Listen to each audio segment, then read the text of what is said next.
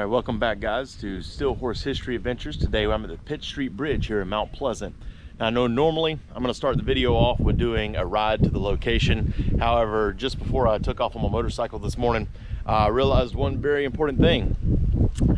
The route is pretty much exactly the same as it is to Sullivan's Island. Therefore, it would just be doing the exact same thing again. So to substitute for that, what we're going to do is at the end of this video, I'll do a brief ride out of the neighborhood here to add to the end of the video. But to make sure we actually have a real ride in there and to keep the motorcycles relevant to the history as well, I am going to head over to Garron's Bridge Road after this and do a full ride video for that. That'll be a separate video that I will post onto the channel as well. We did talk about occasionally we'll do some ride videos instead of just the history videos all the time. So be on the lookout for that one as well if you want to see kind of a cool little ride that we can do in this area. But I am out here to talk about the history of the Pitt Street Bridge and how it really kind of ties a lot of different eras of Charleston's history in together.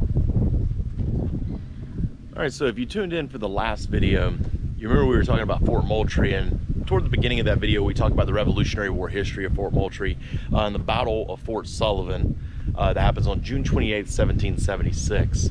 Now, one of the things that will tie to the Pitt Street Bridge area from that battle is they're going to recognize that they need a landway over to Sullivan's Island. So Christopher Gadsden, one of the founding members of the Sons of Liberty, he was a good friend of Samuel Adams due to some of his rhetoric that he was spinning out of the Stamp Act Congress.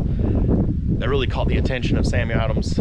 They began correspondence with one another and became fairly decent friends. Christopher Gadsden will found the Charleston chapter of the Sons of Liberty, and of course is famous for that whole "Don't Tread on Me" flag with the rattlesnake on it. That's why it's called the Gadsden flag. But Christopher Gadsden will decide to finance this project of building this bridge from the mainland, such as Mount Pleasant, over to Sullivan's Island. Now, this is going to be a floating style bridge, or what some people would call a boat bridge, or maybe even a barrel bridge. Either way, it's going to be things that float on the water with a platform built on top of it. This will be finished on June 7th, 1777, almost a year after the Battle of Fort Sullivan. Now, Christopher Gadsden will of course have this named for him, so for many years this was known as the Gadsden Bridge. Unfortunately, in the early 1800s, you're going to start seeing the area go into a state of disrepair, and by the mid-1800s, it is pretty much left in shambles and just the ruins of the old bridge. A historian of the Revolutionary period by the name of Benson John Lossing will come here in 1849, and he will quote that this area was the remnants of a causeway or bridge.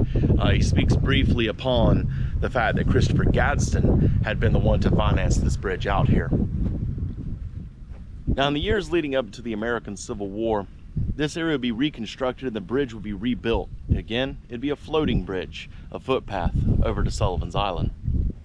Now, this was important to the Civil War itself because in 1864, the crew of the H.L. Hunley, starting out for their mission to sink the USS Housatonic that was here in Charleston's harbor, will cross this footbridge, walk up the full length of Sullivan's Island to Breach Inlet, where they will board the H.L. Hunley to undertake that mission. Now, at a later date, I'll probably do a video about the H.L. Hunley and the USS Housatonic, but today I'm just going to focus on the bridge so we don't get off on any tangents. Now, after the American Civil War, not much changes in this area, but in 1897, an area outside of Charleston known as Long Island is going to be sold to several investors. One of those investors is Dr. Joseph Lawrence. Now, Dr. Joseph Lawrence has a dream for that island for it to become a resort. Today, we call the island the Isle of Palms.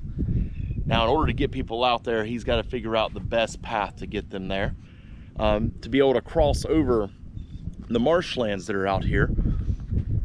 And what he figures out is they will have them take a ferry to Mount Pleasant, to where approximately Alhambra Hall is today at the end of Ferry Street.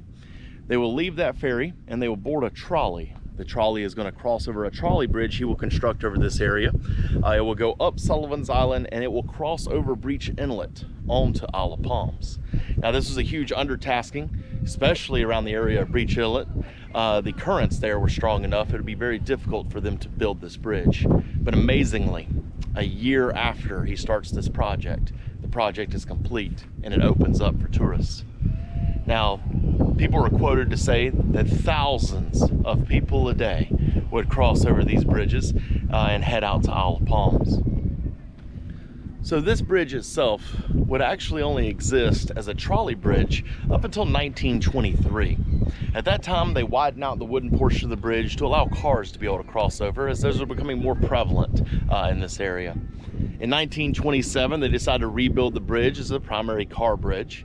And that will last up as the primary way to get across to Sullivan's Island other than by boat, all the way up until 1945. In 1945, Charleston will decide to build something called the Ben Sawyer Bridge, which is our primary route onto Sullivan's Island today. Back here in the background, not really see if y'all can see it that well, but there's a group of houses, and just off to the side of that is the Ben Sawyer Bridge, still actively being used. Now, after the Ben Sawyer Bridge goes up, this area was going to be primarily turned into a fishing pier, as the city of Charleston will deed the area over to Mount Pleasant in 1950. After that, it is said that a doctor from Sullivan's Island, who was working at his office here in Mount Pleasant by the name of Dr. Otis Pickett, and his wife Ruth, would routinely use this area to cross over and get over to the Mount Pleasant office that they had. You will see at the very beginning of this park, if you come out here today, a little sign for Dr. Pickett. Today, the park itself stands here, still uses a fishing pier on the other end. I'm going to walk down there in a moment and kind of give you a view of it. But as you can see around me, this is a jogging path in a park. People bring their dogs out here, bring their kids out here.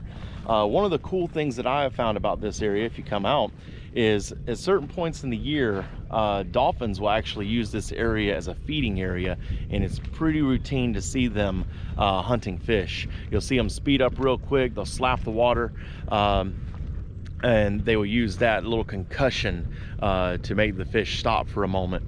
As they get that little concussion, allows them to eat the fish. And right as I'm talking about dolphins, there's actually dolphins right out here in the water right now. Let me see if I can spin the camera around, see if you guys can see them.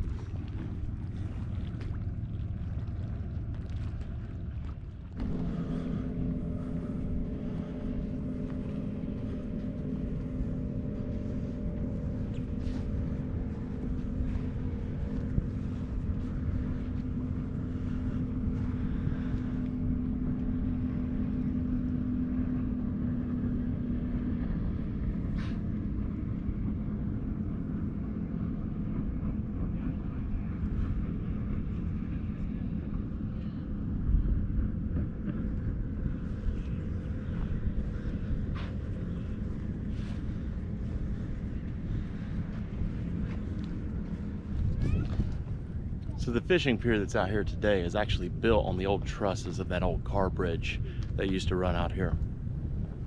Kind of see that. Oh, thank you guys for joining me today. Remember, if you're liking all the content that I'm doing here, make sure you're hitting the like and the subscribe button, and maybe even that little bell to let you know when I get new videos uploaded. That'll give you a straight notification for it. Really hope to bring you guys some more great content. We've got some more things in the works, some bigger things in the plans that are going to take a minute to get out. But if you have any suggestions, any places you'd like to see, go ahead and leave me a comment at the bottom of one of the videos. I definitely will see them, and I'll put it under consideration. But until next time, guys, make sure you check twice and save a life, and take care of each other.